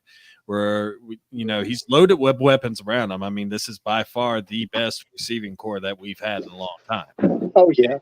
Defense is actually getting really good. In fact, if you want a fantasy defense to probably grab, I'd probably pick the Bears because they're going to be legit this year. But 8-9 next year is the year I think we actually do make that next step, possibly go into the playoffs, and I think that's when you see the NFC North become a bloodbath. I got you guys at 9-8, and that's as a Packers fan. I have 3 teams making the playoffs from the NFC North. I think it's sad the Vikings don't have their QB because this could have became the AFC North. If JJ can get healthy, they could figure it out. I just don't trust Arnold. But yeah, on Fantasy Pros, that's just one site. I look at like 10, but they got the Bears as the 11th ranked D man, so I could see it. My Packers D's at an unfortunate 23rd overall, so that's kind of sucks. Xavier McKinney could be good, but whatever. Keys that are going to be big players in the near future. Our pass rush, you guys getting Sweat was huge. The Packers need to load up on that, but I'll hit them in a minute. All right, Cody, you're up. What you think of your Texans? This is going to be fun here for y'all. At the least, we win 11 games. At the least, so your low bar is 11. We cooked 3 of y'all's teams that are in this chat right now. The Bears, no, the Packers, and the Cowboys. We cook all 3 of you. Not in Green Bay. No, I'm sorry. No. Yes. Who's your squad? I'm going to bring you back on if we win that game. Even if we lose, I'm going to bring you on. I'll come back. I want you back on right after the Packers. You know what? Hold on. What week is that? I'm going to look. Hold on. Week 7. They get us week 20th. Hold on. I got a notebook. Y'all taking an L that week. Off the air. I'll stay on the air after the show for a minute, and I'll look at what my schedule is. I typed it up, so let me look. I typed it up. I want to bring you on. Okay, yeah, dude. No, that's gonna be such a fun game. At least 11. I mean, I could see 11. Best case 14. Yeah, I got mine at. I think we lose. I think for sure we lose either possibly to Detroit because I think Detroit's way better than either one of you two. Oh, I agree with that. Either one. I got Detroit at 12-5. I just don't love Prescott. Detroit's better than who? Green Bay. These 2. And Chicago. Yeah, because I'm between the 2. I'm between the 2 of the NFC North over here. So, I just peeped it. So, that's kind of funny. But yeah, it's in Dallas on week 11. Prime time on ESPN. Dallas, man, in Dallas, they're a tough team at home. My problem is we were tough at home last year, and I know we're coming back as a young team. Unless Dallas lost in the playoffs at home, they did after 16 straight wins. That's why I give us some credit that we were able to do that because they don't have Dan Quinn anymore. They don't have Dan Quinn anymore. We got Mike Zimmer. I don't know how that's going to work out. We're going to find out. This isn't 2003, and you're not with. You don't have DeMarcus Ware, so I'm not saying my team's going to be like undefeated at home because we have San Fran, y'all, Detroit, Arizona could be sneaky tough. We have you guys, New Orleans, and Chicago. I think we'll win the game at home against Chicago. Miami, it's late November. I think we could take them, but those other 3 at home are going to be tough. We'll lose 1 or 2 of them. I'm not saying I think the Packers are going to be games for once in a while for a long time. Like literally lots of prime time makes me happy. Like, and that's funny. My season starts with like no prime time other than the Eagles game, and then we have like 5 or 6 straight. We have San Fran that might get flexed. Miami is, Detroit is, Seattle is, New Orleans is. That's 4 in a row. And I wouldn't be surprised if San Fran gets flexed. And yeah, you all have. Yeah, I'm looking at your schedule right now too. All right. The funny thing for y'all is your division is interesting. So okay, cool, good take. I like it.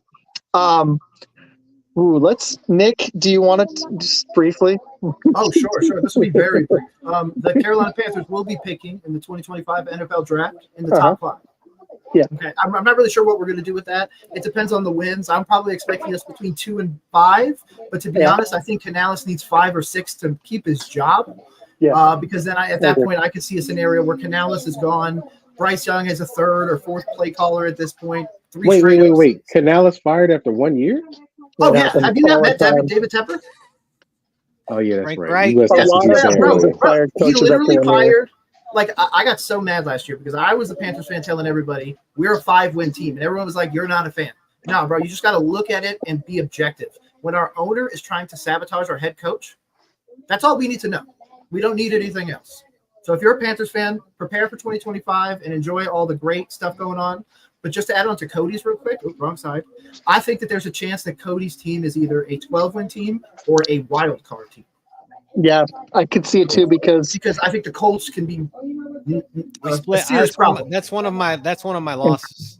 in Jacksonville, no matter Jacksonville what, could come back split too. with the Colts. You have a really tough roster, schedule. Like you play Chicago, Buffalo. You guys play a lot of really great teams, including Dallas. So They go to Green Bay. They're playing Green Bay in Green Bay. Yeah, the but they Jets could be tough on Halloween. Yep, they go Jets, to Detroit, Dallas. Tennessee, they go to KC. They got Baltimore at home. Everybody's loving the Jets. I'm no, I don't believe the Jets. It's hype. That's straight hype. I think the Jets can win games based on their defense only. They don't need anything else. Aaron Rodgers is actually, in my opinion, going to hold them back. So, I agree. I agree with that. He's 40 years old. I think people are about to find out that he's a little washed, and let's just see if he can stay healthy at this point in his career. He lost this time he'll get 5 snaps. Yeah. So William, 13-4. Winning this year. 13-4. What? I think they got it. If you look at their schedule, give me a real take. Come on, give me a real take. At minimum, you're looking at 11 wins, but the high end, 13-4. It'll be the first time they've done it over the last couple of seasons. They've been 12-5 over the last 3 seasons. If Mike Zimmer gets the front 7, because we're not really concerned about the back end of the defense. Trayvon Diggs is back. Deron Bland as a baller. Jordan Lewis in the slot. The safeties are cool. We just need to see something from our defensive line and our linebackers. And we got Micah Parsons, and he's a monster. You got the Browns in week 1, the Saints in week 2. Ravens might be the first loss of the season. If we get past the Browns, the Ravens in week 3 it's gonna be tough to beat them. Then you got the Giants and you got the Steelers. Those look like dubs. The Lions might put up a fight, but we can mop them. Then we go into the bye. We come out with San Fran. That might be another L. If we get that one, Falcons, Eagles, Texans, we might win 2 of those last 3 games right there. And then the rest of the stretch after that is a cakewalk outside of maybe Cincinnati in week 14. I got so enthused about your take, I spilt my Dr. Pepper because you said 13 wins for the Cowboys, and I almost lost. I can see that. Okay, let me read this schedule to you there, bud. Listen, if we're being objective, Pittsburgh, at San Fran, at Atlanta. Isaac, let him do his take. Sorry, man. No, I get you. The Ravens, I'll give us 4 losses. The Ravens, the 49ers, that's 2. We split with the Eagles, that's 3. And then I'll throw in, let's say the Texans might be the more difficult game. That's 4 losses right there. The Bengals don't have an offensive line. We're going to beat the snot out of Joe Burrow. The week 1 against the Browns might be the toughest defense that we play until the Ravens because, Myles Garrett is going to go up against Tyler Guyton. He's a rookie. He might give him some work. But look at the rest of the schedule. The Panthers, the Bucks, the Eagles again in week 17. That game might not even matter. And if we get that game in week 10, we don't have to play the Eagles in week 17. That might be a freebie. Okay. Are the Cowboys going to win their division? That's a great question by Med, but we got to they're going to win the division. No, they're going to win the division. No, they're going to be the first to do it in over 20 years going back to back this season. You guys, okay, let's review it. Isaac, just do me a favor, I'm going to stop talking. If they pull it off, if the Cowboys pull it off and they win the division in back-to-back years, can I come back? Oh, absolutely. All right, that's all I want to know. No, if they win the division. And Cody, if you want to come back after week 2, buddy, I am all game for that too. Yes, I had fun with everybody. Okay, I got to talk about this really quick. Y'all lost. You guys, your starting running back is either Zeke or Rico Dowdle or Weiss Freeman. I'm not saying Tony Pollard's a world beater, but that's your running back. Your second best weapon on offense is Brandon Cooks, and CeeDee Lamb hasn't reported. You guys lost Gallup. You don't have a third receiver. You guys, Jalen Tyron Tolbert. Smith is gone. Tyron Smith is gone. Your starting center is gone. So we're talking 1, 2, a playmaker, your running back. That's 4 starters on offense. Okay, and Martin's getting older, but he's still really good. But your offensive line is depleted. Now let's go to the defense. You lost Gilmore. I know you've got Dick coming back, but it's off an ACL. So that's 5 significant playmakers. Armstrong had 8 sacks for you guys. That's 6. Unfortunately, I know my Cowboys. Van Der Esch retired. We're at 7. I believe there's somebody else. Oh, and you guys lost your starting defensive tackle. We're at 8 players, and they didn't have the draft to supplement this. The Eagles went out and got Saquon Barkley, and I know they lost Kelsey, but they made some moves on D. They improved. I know they free-fall last year. I'm not sure about the Eagles. They're like my biggest make-or-break team this year, but I think the Cowboys are going to regress. I think they're going to be a 9 or 10 win team. I do.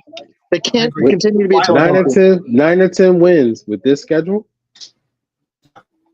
Well, 4 wins are going to be. Well, I got you. No, sir, Matt, go ahead. I was going to say they got 4 wins. So, I mean, that's right there. I just well, think Washington's got to be better. I don't know. My Carolina Panthers. I got them. Washington's offensive line is still in flux. Mm-hmm. Dan Quinn is running their defense. They did not look great in the preseason when their starters were out there. I agree. The Cowboys have actually done something in free agency, despite the fact that it's still bargain bin hunting. They signed Carl Lawson. They signed Jonathan Phillips. They got Marshawn Nealon, who's been looking really good in camp. They have Tyler Guyton and Cooper Beebe, who's looking like a beast at the center and left tackle spots. If those 2 players lock in and they're great on the offensive line alone, and Ned, I didn't forget about you because I think you was going to ask me about the Cowboys running back situation. Yeah. Ezekiel Elliott might look the best that he's ever looked in the last 3 seasons if this offensive line is solidified. If you watch Cooper Beebe over the first I like Cooper Beebe actually. If you look at him how he played against the Raiders, they had their starters in for a majority of that game. He's a mauler, dude. He actually really could help your offensive line. And that's something that the Cowboys have not had since Travis Fredericks was had to retire because of the neck issue. If Cooper Beebe can move bodies, that's half the game right there because the Cowboys didn't have much of a run game last season. Thanks for joining, Peter. Thanks for watching. We've got a lot of comments. Y'all comments in the background, I'm reading them, are great. I want Nick to say out loud who he thinks is going to win the division. I agree, Cody. Like, I need this. You gotta come on. I don't know if I don't know if Cody's looking at this, but in all honesty, Tyler Guyton has actually been somewhat impressive in the offseason. I mean, he's still a rookie, but the only thing, like you said, I think agree with that too. I think Rico is going to take over for that backfield. Zeke is in the best shape of his own life, but at the same time, I remember when Zeke signed that big contract and he became Charmin Soft right afterwards. So I'm always wondering about that. Is he, can pop a decent run every now and then, a 20-yard banger every now and then, or is he going to be 3.5 Zeke, where if you need 4 yards, you're still getting 3?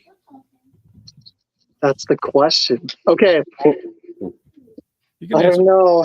This is interesting. This is good stuff, guys. Seriously. I'll rebuttal real quick. You have to remember too, the run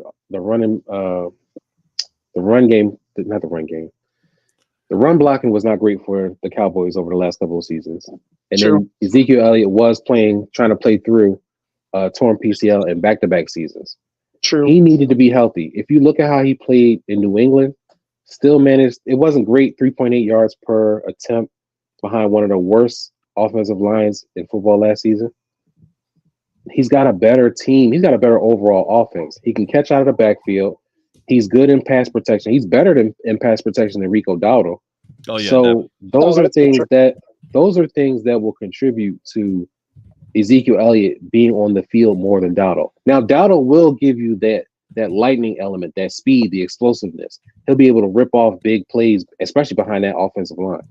But one area that the Cowboys struggled in was short yardage situations, and they needed a thumper at the goal line. Ezekiel Elliott is not coming off the field. When they get under the 5, it's going to be more Zeke than Rico Dowdle. And I'll bet my my bottom dollar, Rico Dowdle will be out there on goal line situations too, because that's how good the offensive line is going to look once it starts to get going. But Ezekiel Elliott is going to be the driving force this year. That's why I'm taking him in fantasy. Good point. At his price, he's a steal. Mm-hmm. Titans comment. I like this Titans comment too. Ball and Briefs comment. He's on the show. I love that. I love people on the show give comments. My nice Dallas comment is they signed Eric Kendricks from Zimmer's defense. He knows like the back of his hand from Minnesota. I like this. This is an interesting one. And then we got to wrap soon because we're like running into our network show and I feel bad. Plus, I've got a fantasy draft tomorrow, an open house Thursday, and another show Friday. So I got to see the wife for a little bit.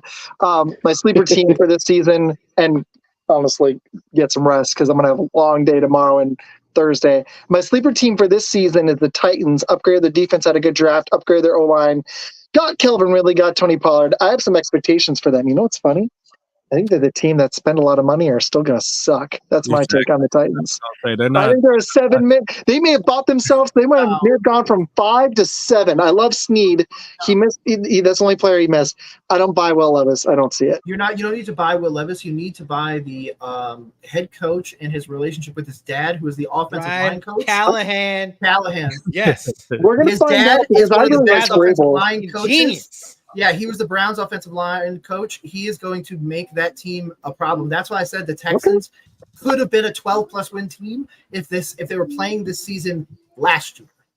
Like, if they were doing that, they would be able to smoke them. Anthony Richardson's back.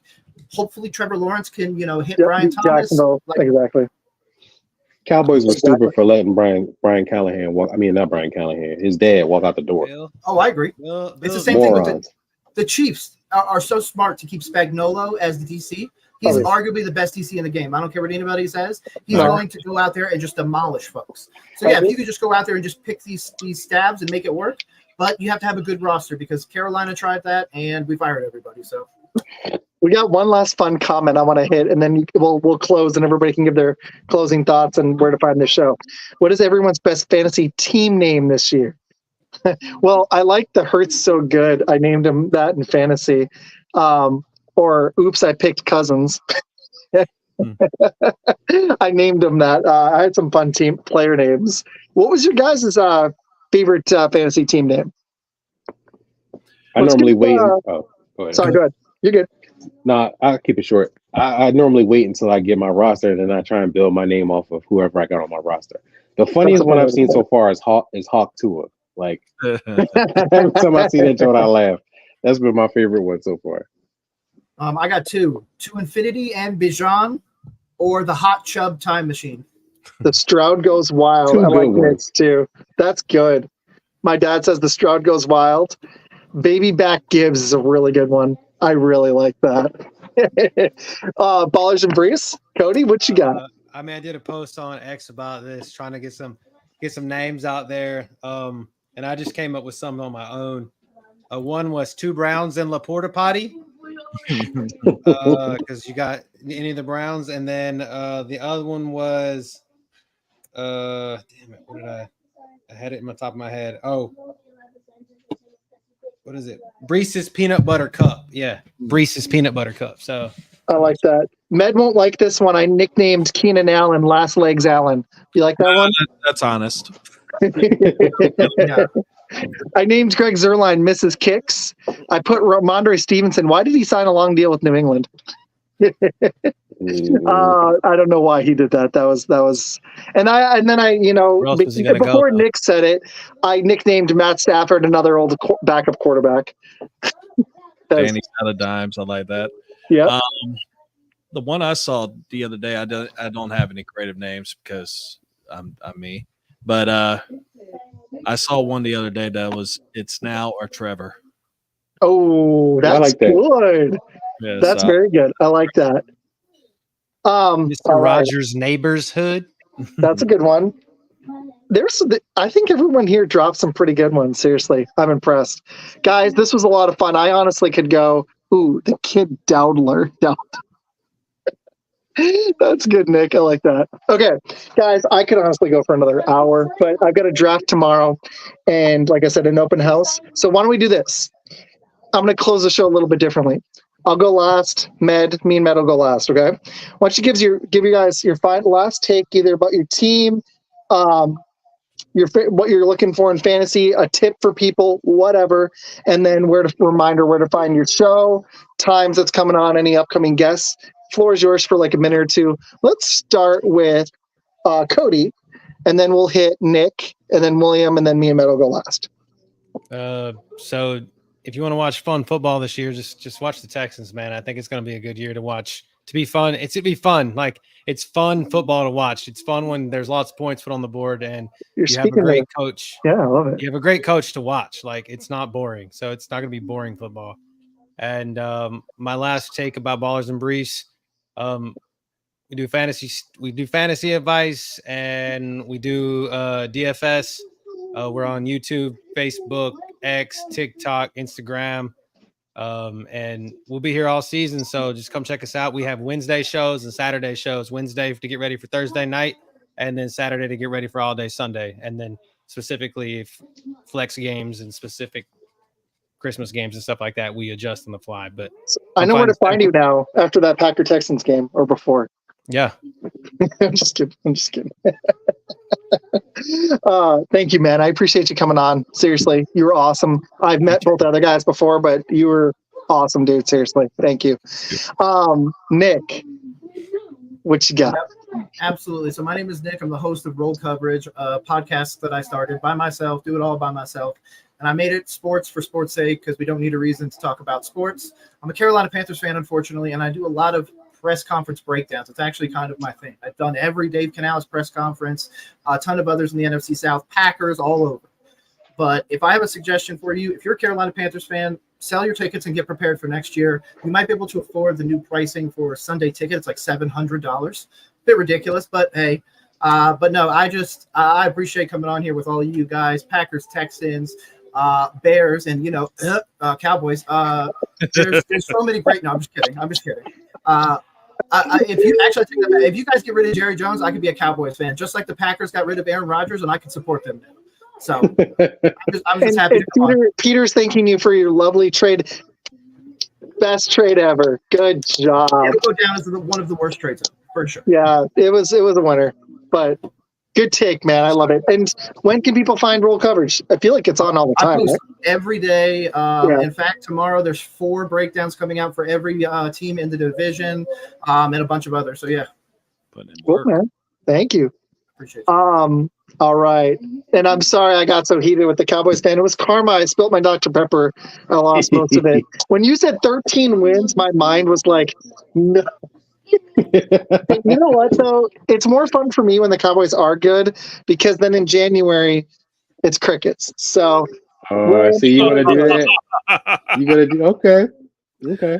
Well, I'm hoping my Cowboys get it done, win the division, be the first team to do it in the division in back-to-back seasons in quite a while, probably like 20 plus years. You can check out the Fantasy's Finest across all social media platforms: TikTok, YouTube, Twitter, at Fantasy's Finest. You can check out the articles, like I mentioned, on the website too, at fantasysfinest.com. You can also check out my work at Fantasy Data. I got some more articles coming out. We're actually working on a few sleeper projects heading into the season. We got a lot of work coming out before the season starts. We will be switching to, I want to do 2 shows or 2 recordings for the podcast a week. And I got something else working in the works. I got to figure out before I make that kind of announcement. And you can check us out on YouTube. We're almost at 400 subscribers on YouTube. So if you can, go over there and pop up and hit the subscribe button. We got some more content coming in. We're definitely doing more videos this season and moving into the future. Nice, dude. And you got some Cowboy fans watching, because I live near Dallas, so I'm sorry. Let me a bunch of Cowboys fans for you. One more thing before I let go, because my kids are sitting there like, yo, shout us out. My oldest son is a 2-time champion. Yo, come on, boys. They want to see y'all. My oldest son is a 2-time champion in our family league. He's actually, both of them have managed to fleece me out of deals back to back that have helped them get into the playoffs. My youngest son somehow finished 12-2 under my watch. I don't know how he did it, because he ended up with 4 quarterbacks out of the draft alone. But apparently he was doing some great deals out of pulling great deals out of his behind. And he fleeced me out of Dak Prescott because I was trying to get him for Patrick Mahomes, and it ended up biting me in the butt. So yeah, these guys are. I've already told them that if they get into the top 5 in the family league, I'll move them over to one of my more competitive leagues. So we'll see how it goes. And this is Landon right here, the champion, and Jackson, my youngest son. Good to meet you, kids. He said, "Nice to meet you guys." Smoking dad, dude. Keep it up. That's awesome. I saw your link, but I'm on my phone. I don't know how to put it in the comments. I wouldn't. If for some reason it wouldn't let me put it in the main chat. I'm so sad, dude. I'm trying to. There's no way to do it on my phone. I can copy it, but I can't do it till I get off the show. Sorry. That's why I need to be on my computer because then I can be like, ooh. All right, American Football Network's here. Okay, Ned, are you excited for Friday night? Yeah. Friday night, I'm going to be in the Packers panel, so that's going to be great. With Rev Trev and his show, which is Fun Football Podcast. I'll let him kick that up later. But you can find me and my co-host Seth. We come on Thursday nights, roughly around 7-ish o'clock, because sometimes he gets here early, sometimes he gets here late. But you'll still hear my voice. It's all gravy, baby. And we'll be doing a college football preview this coming Thursday. So we talk about NFL, college, and we'll sprinkle some NBA in there every once in a while. But for the most part, that's pretty much it. And we will be talking some fantasy a little more this year. So Med is my name. That's me. And we got an SEC writer and link coming on next week, American Football Network. Go check them out on YouTube. I'm going to hit some last comments really quick. Peter says he's got your back tonight, Med, on Friday with Matt Ramage, Rev Trev, Bill, myself from Fun Football. Bill's my co-host on Fun Football. This is Blitz, and Med's going to join. We'll be back next Tuesday, and then I'm going to take a week off and go to Arizona. I'm actually going to do a live stream draft there with my dad. I'm excited. We're going to do our Eliminator League that Med is in as well. I wish I had some openings to get y'all in the league. If anybody drops, I'll be hitting any of you guys up. Seriously, it's super cheap. I honestly just should have done that in the first place. But we finally got it filled up. It just took a while. So, anyways, you want to come on the podcast? I think I know who that is. Actually, we're gonna talk after. But I want to thank all of you guys for hopping on. Nick, on short notice, I appreciate it. William, 2 shows in a row. Balls and Briefs, I think this is the beginning of a lot of fun, especially if it's a Packers-Texans Super Bowl, which I think is coming, bud, if my defense can just be halfway adequate.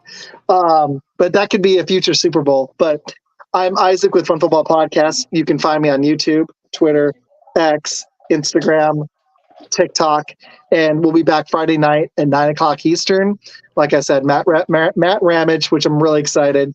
Rev Trev, they do a show together. Bill, and we're just gonna beat Matt down and remind him that the Bears haven't won a game this decade. It's all good. We're gonna be. It's all good. Hey, at least you're not a Panthers fan. Yeah, no. They won a Super Bowl in his lifetime, so that helps. You know. Yeah. You know, it's all good. I mean, they got one. It's coming. I mean, it is what it is. Gonna show a whole lot of Hall of Famers, though. Yeah, we do. Yeah, a lot of good history.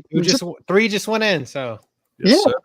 And actually, one that was a Panther as well. So and a Packer, he's a Panther as well, right? Panther first. He's a Packer too. True. That's true. But the Bears, I think, are actually going to be good this year. Jason, I just have to you knew he was going to throw that comment in there. And he had his comment earlier was, all you need is love for a Packer team, for a fantasy team. But guys, thank you. This was a really fun show. Sucks, Jason. I actually have the Bears winning 1 game against Green Bay this year, so I'm being fair. And I didn't actually say it earlier. I've got the Packers going 10-7, maybe 11-6. I think it's a fair take. I'd be shocked if they're sub 500 unless the defense is just trash and Jordan Love falls off a cliff. But I think they've got talent, so that's where I think they'll be, right around what Houston is. I think in that range. So we'll see. Hopefully I'm right. Hopefully they both make the playoffs. Honestly, it'd be fun if everybody's teams here make the playoffs. Even Knicks, that'd be great. That'd be a really fun podcast to come back on. It's not going to happen. Quinn Ewers or James Pierce or something. If we can get 4 to 5, that'd be nice. If we can get the Bears and Cowboys in with the Packers and the Texans, that'd be great. So I'd love that. But thank you guys. Seriously, this was a great show. I'll see you guys Friday night with Med, and then we'll be back next Tuesday for a college football special, SEC. So thank you for the comments, guys. Sailor, you're awesome. I had some students watching. Thank you, guys. And William, thank you for bringing your kids on. That was cool, dude. Sorry, I got to with the Cowboys thing. When you said 13, I lost my mind. But thank you, dude. Don't spill your Dr. Pepper, man. Dude, I spilled it all over my chart too. That sucked. So, but that was a lot of fun, guys. Seriously, thank you. And all right, we'll see you guys again soon. Peace. Wow. Peace.